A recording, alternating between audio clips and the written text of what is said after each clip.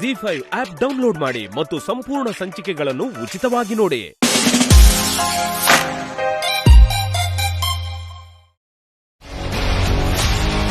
ದಯವಿಟ್ಟು ನನ್ನ ಮಾತು ನಂಬಿ ಅಣ್ಣ. ಈ ಸಪ್ಲೈಯರ್ಸು ಡಿಸ್ಟ್ರಿಬ್ಯೂಟರ್ಸು ಎಲ್ಲ ನಮ್ಮ ಕಾರ್ತಿಕ್ ಬಗ್ಗೆನೇ ವಿಚಾರಿಸ್ತಾ ಇದ್ದಾರೆ. ಇಷ್ಟು ಬೇಗ ಈ ಸುದ್ದಿ ವೈರಲ್ ಆಗಿ ಹೋಗ್ಬಿಟ್ಟಿದೆ.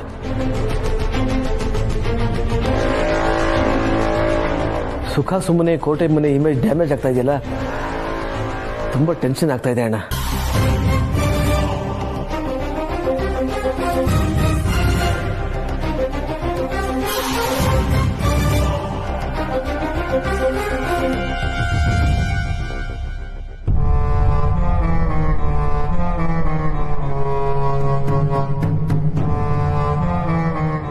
ಕಾರ್ತಿಕ್ ಎಲ್ಲಿ ಇನ್ನೂ ಬಂದಿಲ್ವಾ?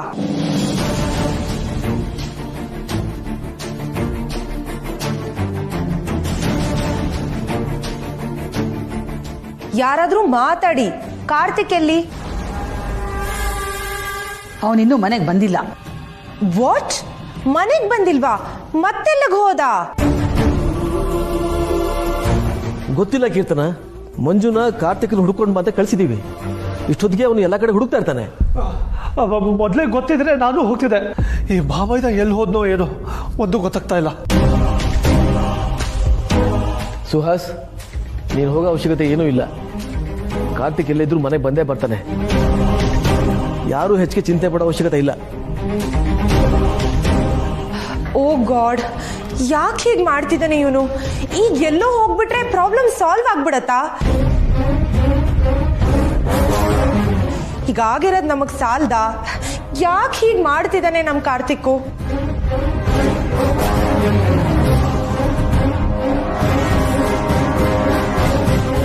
ಲಕ್ಷ್ಮಣ, ಅದೇನೋ ನ್ಯೂಸ್ ಸ್ಪ್ರೆಡ್ ಆಗ್ತಿದೆ, ವೈರಲ್ ಆಗ್ತಿದೆ ಅಂತ ಹೇಳ್ತಿದ್ಯಲ್ಲ, ಅದನ್ನೆಲ್ಲ ತಡೆಯಕ್ಕಾಗಲ್ವಾ?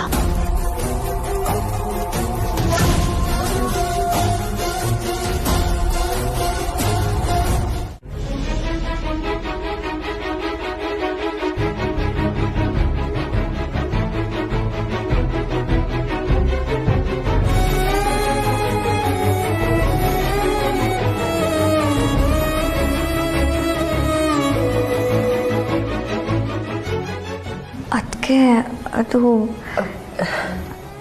ಯಾಕ್ರಿತು ನಾನೊಬ್ಳಿಗೆ ಮಲ್ಗೋದಕ್ಕೆ ಭಯ ಆಗುತ್ತೆ ಅಂತ ಬಂದ್ಯಾ? ಛೇ, ಹಾಗೇನಿಲ್ಲ ಅದಕ್ಕೆ, ನಿಮ್ಮ ಜೊತೆ ಇರೋಣ ಅಂತ ಬಂದೆ ಅಷ್ಟೆ.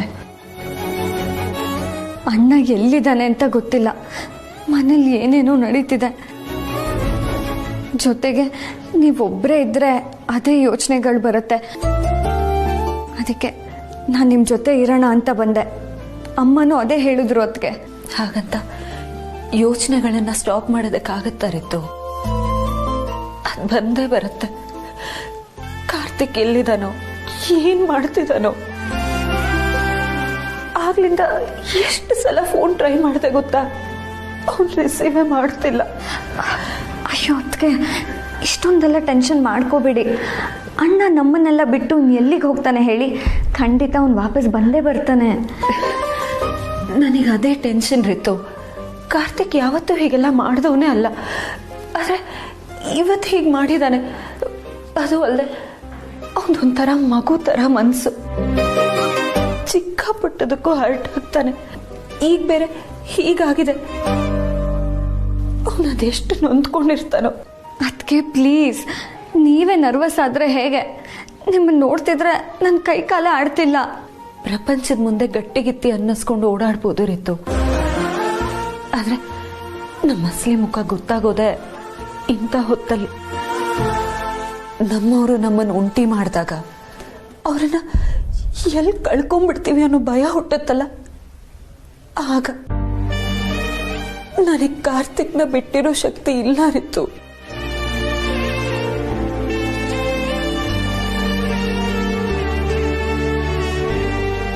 ಅದಕ್ಕೆ ಸಮಾಧಾನ ಮಾಡ್ಕೊಳ್ಳಿ. ಕಾರ್ತಿಕ್ನ ನೋಡಿದೆ ನನಗೆ ಸಮಾಧಾನ ಆಗಲ್ಲ ರೀತು. ಇರು, ನಾನು ಇನ್ನೊಂದ್ಸತಿ ಫೋನ್ ಟ್ರೈ ಮಾಡಿಬಿಡ್ತೀನಿ.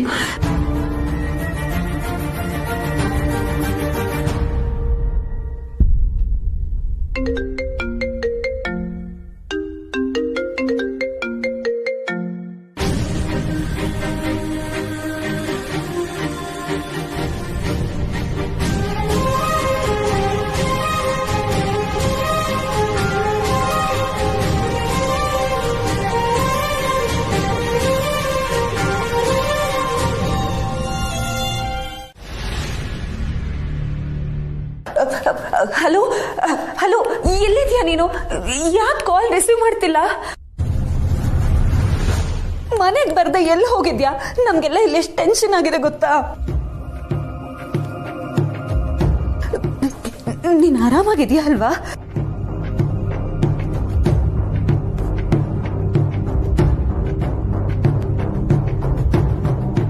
ಮಾತಾಡು ಕಾರ್ತಿಕ್, ಎಲ್ಲಿದ್ಯಾ? ಮನೆಗೆ ಬಾ ಪ್ಲೀಸ್. ಪ್ಲೀಸ್ ಸತ್ಯ, ನನ್ನ ಮನೆಗೆ ಕರಿಬೇಡ. ನಿಮ್ ಎಲ್ರಿಗೂ ನನ್ ಮುಖ ತೋರ್ಸಕ್ ಆಗ್ತಾ ಇಲ್ಲ. ಯಾಕಾಗ್ತಿಲ್ಲ? ಏನೀಗ ಆಗ್ಬಾರ್ದಾಗಿರೋದು? ಆಕಾಶ ಏನಾದ್ರೂ ತಲೆ ಮೇಲೆ ಬಿದ್ದಿದ್ಯಾ? ನನ್ ಪ್ರಪಂಚನೇ ಮುಳುಗೋಗಿರೋ ತರ ಅನುಭವ ಆಗ್ತಿದೆ ಸತ್ಯ. ಕಾರ್ತಿಕ್ ಪ್ಲೀಸ್, ಹೀಗೆಲ್ಲ ಏನೇನೋ ಮಾತಾಡ್ಬೇಡ ನೀನು. ಏನೇ ಇದ್ರು ನಿನ್ ಮನೆಗ್ ಬಾ, ನಾವು ಡಿಸ್ಕಸ್ ಮಾಡೋಣ. ಬಾ ಕಾರ್ತಿಕ್. ನನಗ್ ನೀನಿಲ್ದೆ ಇಲ್ಲಿ ಉಸಿರಾಡೋದಕ್ಕೂ ಕಷ್ಟ ಅನ್ನಿಸ್ತಿದೆ ಕಾರ್ತಿಕ್. ನಿನಗೆ ಅರ್ಥ ಆಗ್ತಿಲ್ವಾ? ಮನೆಗ್ ಬಾ ಪ್ಲೀಸ್.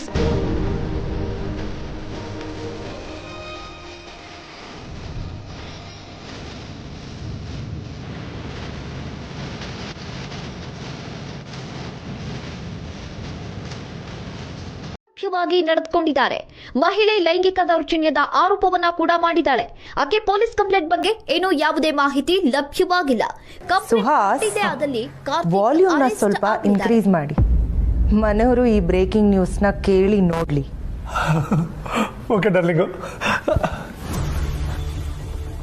ಇದೀಗ ಬರ್ತಾ ಇದೆ ಒಂದು ಬ್ರೇಕಿಂಗ್ ನ್ಯೂಸ್. ಪಾರ್ಟಿಯೊಂದರಲ್ಲಿ ಖ್ಯಾತ ಉದ್ಯಮಿಯೊಬ್ಬರ ಮಗನ ಪುಂಡಾಟ. ಮಹಿಳೆಯೊಂದಿಗೆ ಅಸಭ್ಯ ವರ್ತನೆಯನ್ನ ತೋರಿದ್ದಾರೆ ಖ್ಯಾತ ಉದ್ಯಮಿಯೊಬ್ಬರ ಪುತ್ರ. ಪಾನಮತ್ತ ಔತಣಕೂಟದಲ್ಲಿ ನಡೆದೇ ಬಿಟ್ಟಿತು ಅಚಾತುರ್ಯ. ಉದ್ಯಮಿಯ ಮಗನನ್ನ ಕಾರ್ತಿಕ್ ಅಂತ ಗುರುತಿಸಲಾಗಿದ್ದು, ಆತ ಖ್ಯಾತ ಉದ್ಯಮಿ ರಾಮಚಂದ್ರ ರಾಯರ ಮಗ ಅಂತ ಹೇಳಲಾಗ್ತಿದೆ. ಹಾಗಾದ್ರೆ ನೊಂದ ಮಹಿಳೆ ಕೊಟ್ಟಂತಹ ದೂರಿನಲ್ಲಿ ಏನಿದೆ? ನೊಂದ ಮಹಿಳೆ ಮಾಳವಿಕಾ ಮಾಧ್ಯಮದ ಎದುರು ಲೈಂಗಿಕ ದೌರ್ಜನ್ಯ ಎಸಗಿದ ಆರೋಪವನ್ನ ಮಾಡಿದ್ದಾರೆ. ಇನ್ನು ಆಕೆ ಪೊಲೀಸ್ ಕಂಪ್ಲೇಂಟ್ ಕೊಟ್ಟಂತಹ ಬಗ್ಗೆ ಯಾವುದೇ ಮಾಹಿತಿ ಲಭ್ಯವಾಗಿಲ್ಲ. ಆಕೆ ಏನಾದ್ರೂ ಕಂಪ್ಲೇಂಟ್ ಕೊಟ್ಟಿದ್ದೆಯಾದ್ರೆ ಕಾರ್ತಿಕ್ ಅರೆಸ್ಟ್ ಆಗಲಿದ್ದಾರೆ.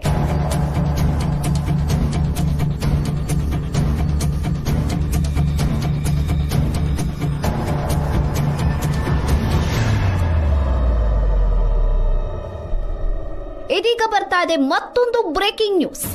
ಕೋಟೆ ಮನೆ ಇತಿಹಾಸದಲ್ಲಿಯೇ ಮೊಟ್ಟ ಮೊದಲ ಬಾರಿಗೆ ನಡೆದಿರುವಂತಹ ಘಟನೆ ಇದಾಗಿದೆ. ಉದ್ಯಮಿಯ ಮಗ ಕಾರ್ತಿಕ್ ತಲೆಮರೆಸಿಕೊಂಡಿದ್ದಾರೆ ಅಂತ ಹೇಳಲಾಗ್ತಾ ಇದೆ. ಉದ್ಯಮಿಯ ಮಗನಿಗೆ ಪಾನಮತ್ತ ಪಾರ್ಟಿ ಕಂಟಕವಾಗಿದೆ.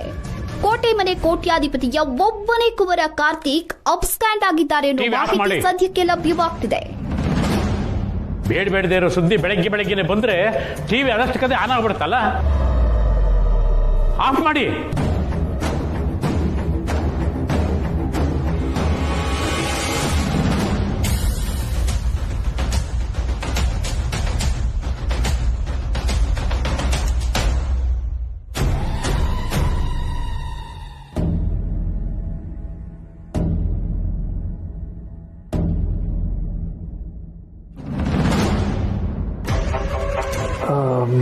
ಡಾರ್ಲಿಂಗು, ನಿಮ್ಮಪ್ಪ ಯಾಕೆ ಇಷ್ಟೊಂದು ಗರಂ ಆಗಿದ್ದಾರೆ? ಮನೆಗೂ ಮನ್ಸಿಗೂ ಬೆಂಕಿ ಬಿದ್ದಿದೆ ಅಲ್ವಾ, ಅದಕ್ಕೆ.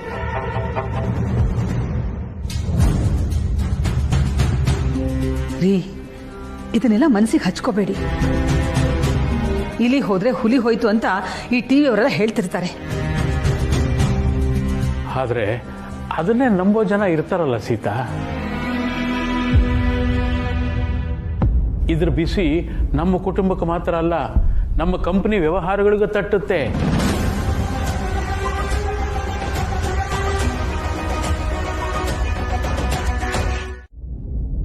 ನೀವು ಕೊಟ್ಟಿರೋ ಸಂಸ್ಕಾರದ ಮೇಲೆ ಅನುಮಾನನಾ?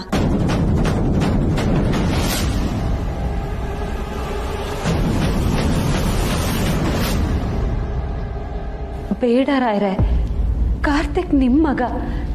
ನೀವ್ ಹೇಗ್ ತಪ್ಪು ಮಾಡೋದಕ್ಕೆ ಸಾಧ್ಯ ಇಲ್ವೋ ಹಾಗೆ ಅವರು ಮಾಡೋದಕ್ಕೆ ಸಾಧ್ಯ ಇಲ್ಲ.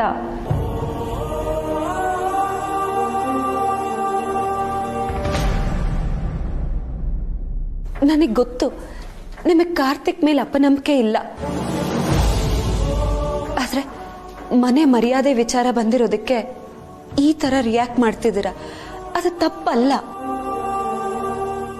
ಆದ್ರೆ ಮರೇಲಿ ನಿಂತು ಹೊಡೆದಿರೋ ಗುಂಡು ಕಾರ್ತಿಕ್ಗೆ ಬಿದ್ರೆ ಗುಂಡು ಹೊಡೆಸ್ಕೊಂಡಿರೋ ಕಾರ್ತಿಕ್ ತಪ್ಪ?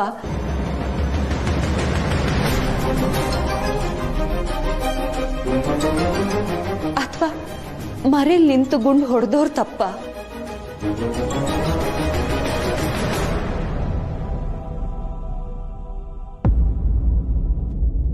ಕಾರ್ತಿಕ್ ನಿರಪರಾಧಿ ರಾಯ್ರೆ. ಅಪವಾದ ಅನ್ನೋದು ಆ ದೇವ್ರನ್ನೇ ಬಿಟ್ಟಿಲ್ಲ. ಇನ್ ಕಾರ್ತಿಕ್ ಯಾವ ಲೆಕ್ಕ?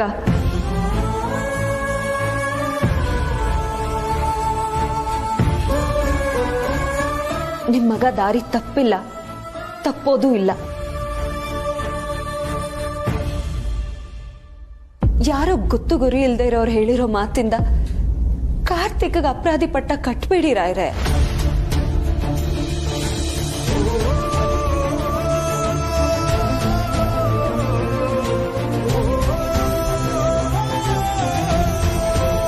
ಸತ್ಯ, ನೀನು ತುಂಬಾ ಒಳ್ಳೆಯವಳಾಗಬೇಡ. ಇವನು ಪರ ವಹಿಸ್ಕೊಂಡು ಬರಬೇಡ. ಮತ್ತೆ ಆ ಹೆಂಗಸನ್ ವಹಿಸ್ಕೊಂಡು ಕಾರ್ತಿಕ್ ವಿರುದ್ಧ ಕಂಪ್ಲೇಂಟ್ ಕೊಡು ಅಂತೀರಾ?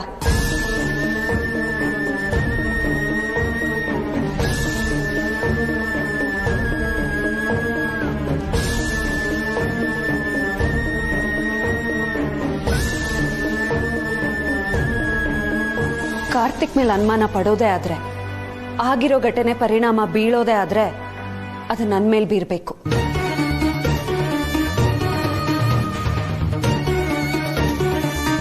ಯಾಕಂದ್ರೆ ಕಾರ್ತಿಕ್ನ ಕೈ ಹಿಡಿದವಳು ನಾನು.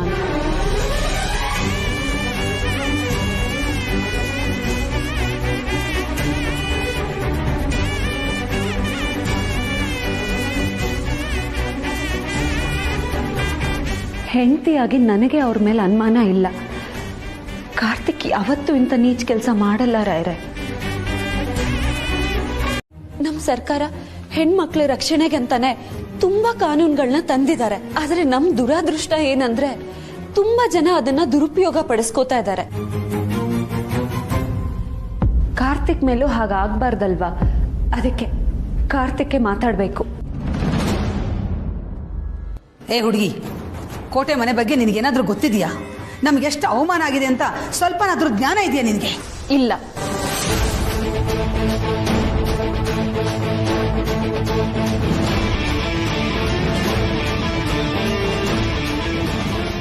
ಆದ್ರೆ ಕಾರ್ತಿಕ್ ಏನು ಅಂತ ಗೊತ್ತು. ಅವ್ರನ್ನ ಯಾವುದೇ ಕಾರಣಕ್ಕೂ ಬಿಟ್ಟು ಕೊಡಬಾರ್ದು ಅನ್ನೋದು ಗೊತ್ತು. ನಮ್ಮಪ್ಪ ಒಂದು ವಿಷಯ ಹೇಳ್ತಿದ್ರು, ನಾವು ಮನೆ ಒಳಗಡೆ ಗಲಾಟೆ ಮಾಡ್ಕೊಂಡ್ರು ತಪ್ಪಿಲ್ವಂತೆ. ಆದ್ರೆ ಹೊರಗಿನವ್ರು ಬಂದು ನಮ್ಮ ಮನೆಯವ್ರ ಮೇಲೆ ಆರೋಪ ಮಾಡಿದ್ರೆ ನಾವೆಲ್ಲ ಒಂದಾಗಿರ್ಬೇಕಂತೆ.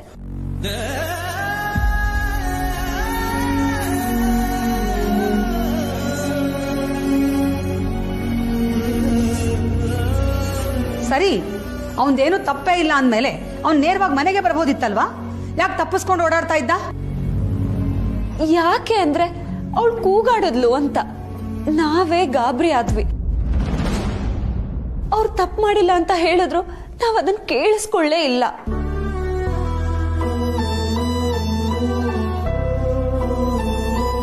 ಅವ್ರನ್ನ ಒಂಟಿಯಾಗಿ ಬಿಟ್ಟು ಬಂದ್ವಿ. ಕಾರ್ತಿಕ್ ಮನೆಗೆ ಬರ್ದೇ ಇದ್ದಿದ್ರಲ್ಲಿ ನಮ್ದು ತಪ್ಪಿದೆ ಅಲ್ವಾ? ಆದ್ರೆ ಒಂದು ಮಾತನ್ನ ಸ್ಪಷ್ಟವಾಗಿ ಹೇಳ್ತೀನಿ, ನನ್ ಗಂಡ ತಪ್ಪು ಮಾಡಿಲ್ಲ.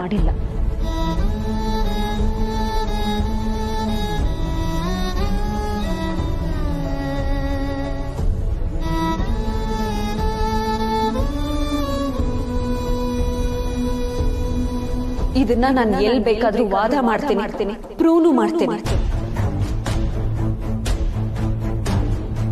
ನನ್ ಗಂಡನ್ ಕ್ಯಾರೆಕ್ಟರ್ಗೆ ಅವಳು ಯಾವಳೋ ಸರ್ಟಿಫಿಕೇಟ್ ಕೊಡೋದು ಬೇಕಾಗಿಲ್ಲ. ಆದ್ರೆ ಪ್ರಪಂಚಕ್ಕೆ ಬೇಕಲ್ಲ. ಪ್ರಪಂಚ ಸಾವಿರ ಮಾತಾಡ್ಲಿ, ನಾನು ನನ್ನ ಗಂಡನ್ ಪರ.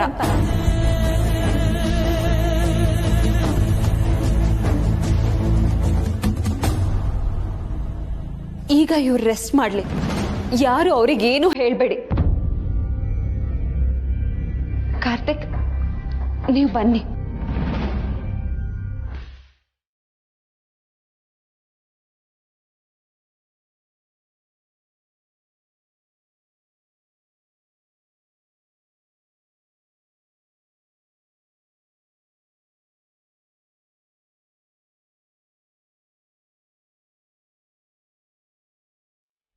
ಕೆಲವೊಂದನ್ನ ಎಕ್ಸ್ಪ್ಲೈನ್ ಮಾಡೋದಕ್ಕಾಗಲ್ಲ. 1 ಲೈನ್ ಪಂಚಾಗಿದ್ರೇನೆ ಸರಿ, ಹೇಳಿದ್ರೆ ಡಮಾರ್ ಆಗ್ಬಿಡುತ್ತೆ. ಬಿಟ್ಬಿಡೆಯ ಹೋಗ್ಲಿ.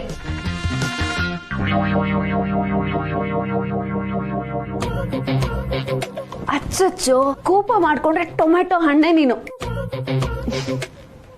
ಒಳ್ಳೆ ಹೆಣ್ಣು ಹುಡುಗ ಕಣಯ್ಯ ನೀನು.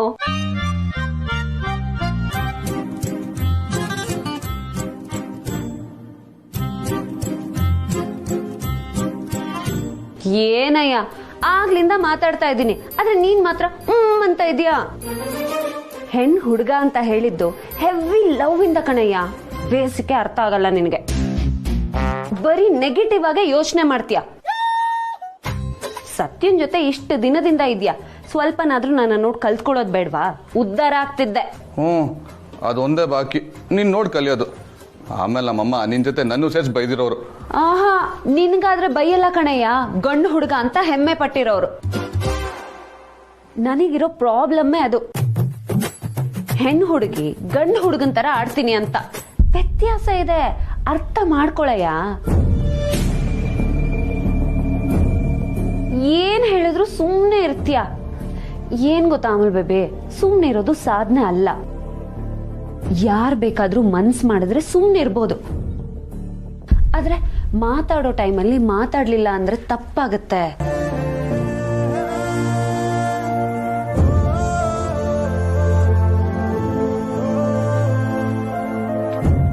ಹೌದು ಸತ್ಯ, ನೀನು ಹೇಳ್ತಾ ಇರೋದ್ರಲ್ಲಿ ಅರ್ಥ ಇದೆ.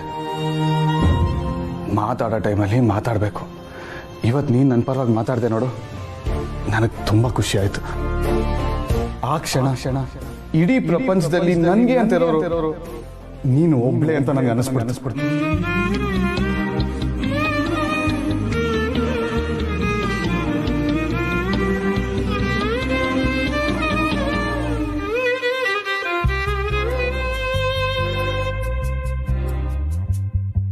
ಇವತ್ತು ನೀ ನನ್ನ ಹೆಂಡತಿಯಾಗಿ ನನಗೆ ಸಪೋರ್ಟ್ ಮಾಡಿ ನಿನ್ನ ಕರ್ತವ್ಯನ ಪಾಲಿಸಿದ್ಯಾ. ಅದಕ್ಕೆ ನಾನು ನಿನ್ಗೆ ಆಶೀರ್ವಾದ ಮಾಡ್ತೀನಿ. ದೀರ್ಘ ಸುಮಂಗಲಿ ಭವ. ಅಲ್ಲ, ನೀವು ಗಂಡಸರು ದೀರ್ಘ ಸುಮಂಗಲಿ ಭವ ಅಂತ ಆಶೀರ್ವಾದ ಮಾಡ್ಕೊಳ್ಳೋದು ನಿಮಗೆ ನೀವೇ ಅಲ್ವಾ? ನೀವು ಗಟ್ಟಿಯಾಗಿದ್ರೆ ತಾನೆ ನಮ್ಮ ಮಾಂಗಲ್ಯ ಕಾಯಿಸೋ. ಮೆಚ್ಚದೆ ಕಣಯ್ಯ. ಅಲ್ಲ, ಗೊತ್ತಿಲ್ಲದೆ ಕೇಳ್ತಾ ಇದ್ದೀನಿ. ನಿನಗೆ ಹೆಂಡತಿ ಕರ್ತವ್ಯ ಮಾತ್ರ ನೆನಪಿರುತ್ತೆ, ಆದ್ರೆ ಗಂಡನ ಕರ್ತವ್ಯ ಮರ್ತೋಗುತ್ತಲ್ವಾ? ಏನು ಹಂಗಂದ್ರೆ? ಅಯ್ಯೋ ಪಾಪ, ಗೊತ್ತಿಲ್ಲ. ಗೊತ್ತಿದ್ರು ಅದನ್ನ ಪಾಲಿಸೋದಕ್ಕೆ 1000 ಕಾರಣ ಅಡ್ಡ ಬರುತ್ತೆ. ಏನ್ ನಿನ್ ಪ್ರಾಬ್ಲಮ್? ನೀನ್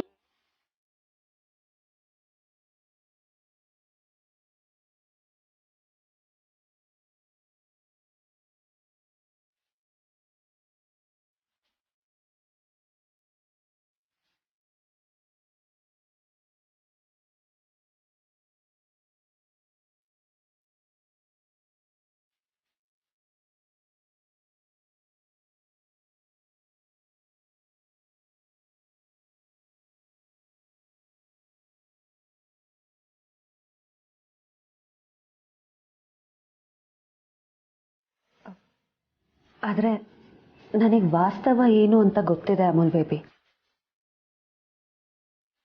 ನಾವಿಬ್ರು ಪ್ರಪಂಚದ ಕಣ್ಣಿಗೆ ಮಾತ್ರ ಗಂಡ ಹೆಂಡತಿ. ಆದ್ರೆ ನೀನ್ ನನ್ನ ಹೆಂಡತಿಯಾಗಿ ಇನ್ನೂ ಒಪ್ಕೊಂಡಿಲ್ಲ.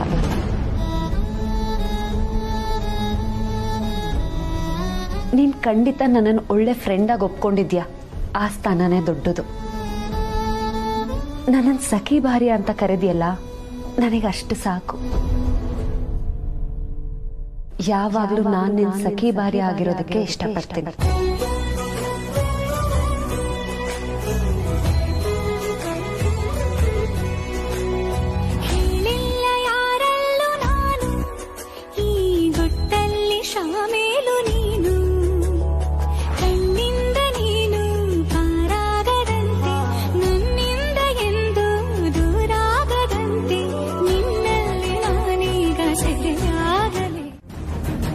ಅದೇನು ಅಪರಾಧ ಅಲ್ವಲ್ಲ? ಇಲ್ಲಂತೂ ಬುದ್ಧಿ ಕಲೀಲಿಲ್ಲ ಅವಳು. ಅಲ್ಲಾದ್ರೂ ಕಲೀಲಿ. ಆದ್ರೂ ನಮ್ಮ ದಿವ್ಯಾ ತುಂಬಾ ಬದಲಾಗಿದ್ದಾಳೆ ಕಣೆ. ಅವಳ ವಿಷಯ ಬಿಡಿ ಅತ್ತೆ ನೀವು. ಈಗ ನೀವು ಯಾವಾಗ ಊರಿಗೆ ಬರ್ತೀರಾ ಹೇಳಿ. ಅಯ್ಯೋ ಬೇಗ ಬರ್ತೀನಿ ಕಣೆ, ಕೆಲಸ ಎಲ್ಲ ಮುಗೀತು. ನೀವು ತಿಳ್ಕೊಳ್ಳೋದೇನೂ ಇಲ್ಲ. ಇನ್ನೊಂದು 2 ದಿನದಲ್ಲಿ ಬಂದ್ಬಿಡ್ತೀನಿ. ಸರಿ ಅತ್ತೆ, ಬೇಗ ಬಂದ್ಬಿಡಿ. ಹುಷಾರು.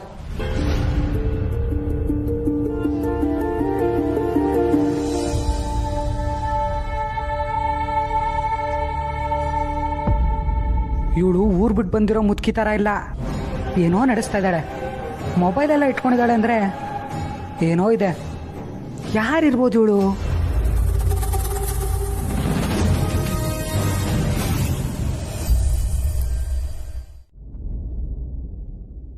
ಹೆಂಡತಿಯಾಗಿ ನನಗೆ ಅವ್ರ ಮೇಲೆ ಅನುಮಾನ ಇಲ್ಲ.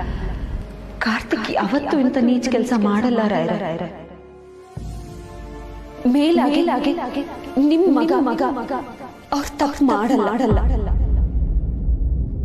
ನಿಜ ಹೇಳ್ಬೇಕು ಅಂದ್ರೆ ಅವ್ರಿಗೆ ಹೊರಗಡೆ ಪ್ರಪಂಚದ ಜೊತೆ ಹೇಗ್ ವ್ಯವಹಾರ ಮಾಡ್ಬೇಕು ಅನ್ನೋದು ಹೇಳ್ಕೊಟ್ಟಿದ್ರೆ ಆರೋಪ ಬಂದಿದ್ದ ಜಾಗದಲ್ಲೇ ಅವ್ರ ಅದನ್ನ ಫೇಸ್ ಮಾಡ್ತಿದ್ರು ಏನೋ. ಸತ್ಯ ಹೇಳಿದ್ರಲ್ಲಿ ಅರ್ಥ ಇದೆ. ಕಾರ್ತಿಕ್ ಹೊರಗೆ ಹೋಗಿ 4 ಜನರ ಜೊತೆ ಬೆರೆತು ಅಭ್ಯಾಸ ಮಾಡ್ಕೊಂಡಿಲ್ಲ. ನಾವು ಅವನ್ನ ಪುಷ್ ಮಾಡಲಿಲ್ಲ. ಅದಕ್ಕೆ ಅವನಿಗೆ ಈ ಥರದ ಸನ್ನಿವೇಶ ಬಂದಾಗ ಎದುರಿಸೋದು ಹೇಗೆ ಅಂತ ಗೊತ್ತಾಗ್ತಿಲ್ಲ. ಇದರಲ್ಲಿ ಕಾರ್ತಿಕ್ದು ಮಾತ್ರ ಅಲ್ಲ, ನಮ್ಮದೂ ತಪ್ಪಿದೆ. ಹೌದು, ಇದು ಸರಿ ಮಾಡಬೇಕಾದ್ದು ನಮ್ಮ ಧರ್ಮ. ಮಾಡ್ತೀನಿ, ಮಾಡೇ ಮಾಡ್ತೀನಿ.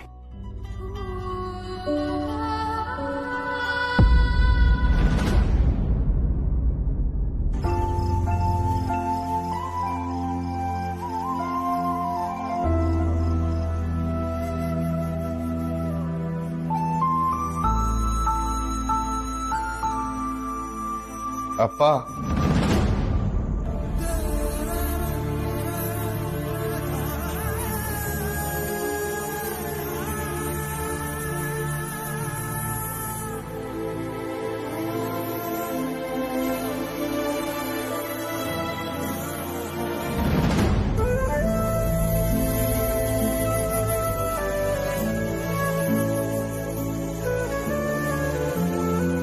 ಅಪ್ಪ ನಿಮ್ಮ ಜೊತೆ ಸ್ವಲ್ಪ ಮಾತಾಡಬೇಕು.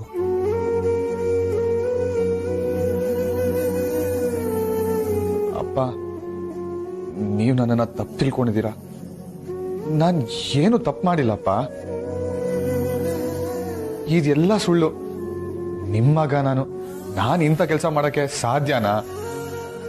ಚರ್ಚೆ ಬೇಡ ಕಾರ್ತಿಕ್, ನನಗೆ ಮಾತಾಡೋ ಮನಸ್ಸಿಲ್ಲ. ದಯವಿಟ್ಟು ಇಲ್ಲಿಂದ ಹೊರಟೋಗು. ಅಪ್ಪ ಪ್ಲೀಸ್, ನನಗೆ ಮಾತಾಡಕ್ಕಾದ್ರೂ ಅವಕಾಶ ಕೊಡಿ. ಹೊರಡು ಅಂತ ಹೇಳಿದ್ನಲ್ಲ. ಹಾಗಿದ್ರೆ ನಿಮಗೆ ನನ್ನ ಮೇಲೆ ನಂಬಿಕೆನೇ ಇಲ್ವಾ? ನನಗೆ ನಿನ್ನ ಮೇಲೆ ನಂಬಿಕೆ ಇರೋದು ಮುಖ್ಯ ಅಲ್ಲ. ಮೊದಲು ನಿನ್ನ ಮೇಲೆ ನಿನಗೆ ಪ್ರಶ್ನೆ ಮಾಡ್ಕೋ, ನಂಬಿಕೆ ಇದೆಯಾ? ಇದೆಪ್ಪ. ಏನಿದೆ?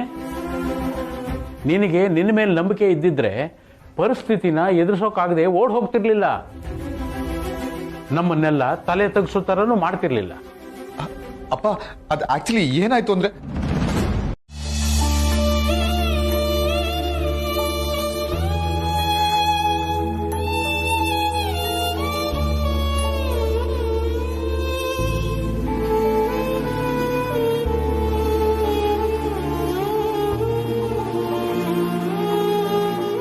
ಅಮಲ್ ಬೇಬಿ, ನೀನ್ ಇನ್ನೂ ಹಾಗೆ ಇದೆಯಾ?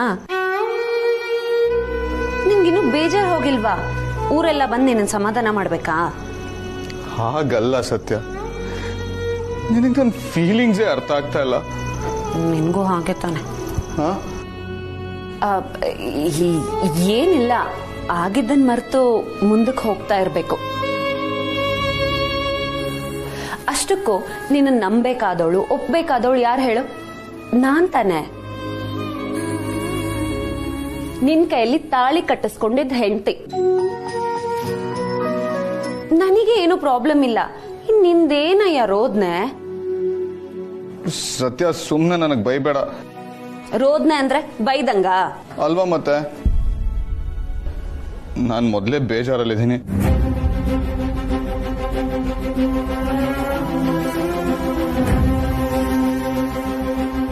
ಆಯ್ತು, ಬೇಜಾರು ಮಾಡ್ಕೋಬೇಡ.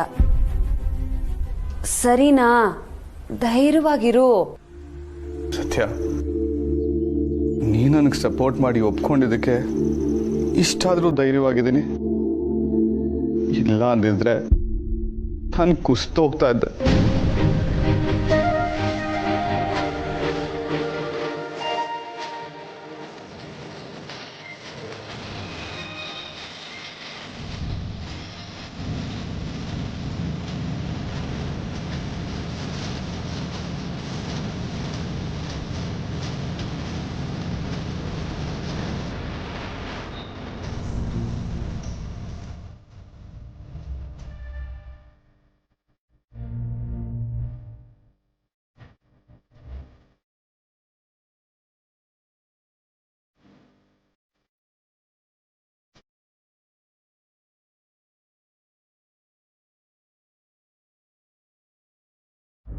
ಒಂದು ಖಾಲಿ ಹಲ್ಗೆ ಮೇಲೆ ಮೊಳೆ ಹೊಡೆದು ಆಮೇಲೆ ಆ ಮೊಳೆ ತೆಗೆದ್ರೆ ಮೊಳೆ ಇರಲ್ಲ, ಆದರೆ ಕಲೆ ಇರುತ್ತಲ್ವಾ?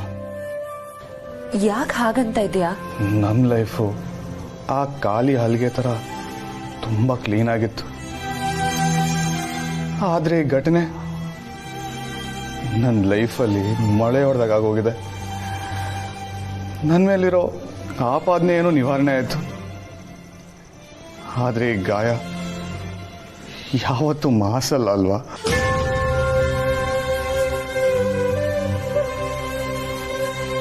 ಈಗಲೇ ನಿಂತ ಕಾಲಲ್ಲೇ ಎಲ್ಲ ಸರಿ ಹೋಗ್ಬೇಕು ಅಂದ್ರೆ ಹೇಗೆ ಅಮಲ್ ಬೇಬಿ? ತಾಳ್ಮೆ ಇರಬೇಕು, ಕಾಯಬೇಕು. ಕಾಲಕ್ಕೆ ಎಂತ ಗಾಯನಾದ್ರೂ ವಾಸಿ ಮಾಡುವಂತ ಶಕ್ತಿ ಇದೆ. ನನ್ನ ಮೇಲೆ ಇಂಥ ಆಪಾದನೆ ಬರುತ್ತೆ ಅಂತ ದೇವರಾಣೆಗಳು ನಾನು ಅನ್ಕೊಂಡಿರ್ಲಿಲ್ಲ. ಎಲ್ರೂ ಎಷ್ಟು ಕೆಟ್ಟದಾಗಿ ಮಾತಾಡ್ಬಿಟ್ರು ನೋಡು.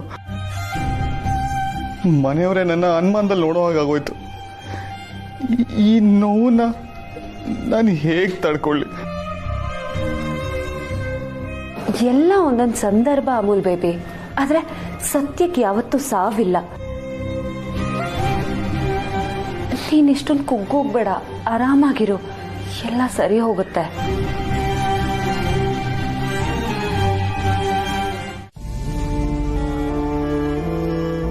ಕಾರ್ತಿಕನ್ನು ಬೆಳೆಸೋದ್ರಲ್ಲಿ ನಾನು ತಪ್ಪು ಮಾಡಿಬಿಟ್ನಾ ಅಂತ ಅನಿಸ್ತಾ ಇದೆ. ಓ, ಸತ್ಯ ಹಾಗೆ ಹೇಳಿದ್ಲು ಅಂತ ನೀವು ಈ ಥರ ಯೋಚನೆ ಮಾಡ್ತಿದ್ದೀರಾ? ಸತ್ಯ ಹೇಳೋದ್ರಲ್ಲಿ ಅರ್ಥ ಇದೆ ಕಣೆ. ಕಾರ್ತಿಕ್ನ ನಾವು ತುಂಬಾ ಮುದ್ದು ಮಾಡಿ ಮುತುವರ್ಜಿಯಿಂದ ಬೆಳೆಸಿದ್ವಿ. ಅವನನ್ನ ಅವನಾಗಿರೋಕ್ ಬಿಡ್ಲಿಲ್ಲ, ಎಡವೋಕ್ ಮುಂಚೆನೆ ಮುಲಾಮ್ ಹಚ್ಬಿಟ್ವಿ. ಅವನಿಗೆ ಎಡವೋದ್ರ ಕಷ್ಟ, ಗುಣ ಆಗೋದ್ರ ಸುಖ ಎರಡೂ ಗೊತ್ತಾಗಲಿಲ್ಲ. ಏನ್ ಹಾಗಂದ್ರೆ? ಸೀತಾ, ನಮ್ಮ ಕಾರ್ತಿಕು ತನ್ನ ಹೆಂಡತಿಗೆ ಸರಿಯಾದ ಗಂಡನೂ ಆಗಲಿಲ್ಲ, ಈಗ ಸರಿಯಾದ ಮಗನೂ ಆಗಲಿಲ್ಲ.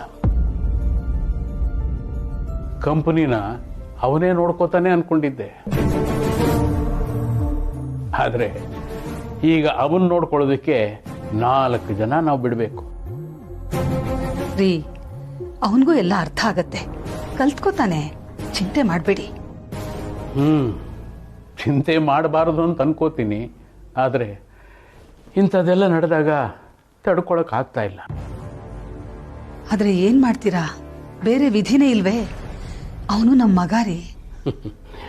ಸೀತಾ, ಈ ಜೀವಕ್ಕೆ ಇನ್ನೂ 100 ವರ್ಷ ಬದುಕ್ತೀನಿ ಅನ್ನೋ ಆಸೆ ಇಲ್ಲ. ಒಂದು ಹೆಣ್ಣು ಮಗುವನ್ನ ಮನೆ ತುಂಬಿಸ್ಕೊಂಡಿದ್ವಿ, ಆದ್ರೆ ಅವಳ ಜೀವನ ಮೂರ ಬಟ್ಟೆ ಆಗಬಾರದಲ್ವಾ? ರೀ, ನಾನು ನಿಮ್ಗೊಂದು ಪ್ರಶ್ನೆ ಕೇಳಲ್ಲ? ಕೇಳು ಸೀತಾ. ಸತ್ಯಂಗೆ ಈ ಮದುವೆ ಇಷ್ಟ ಇರಲಿಲ್ಲ, ಆದ್ರೆ ಅವಳನ್ನ ಈ ಮದುವೆಗೆ ನೀವು ಹೇಗೆ ಒಪ್ಸಿ?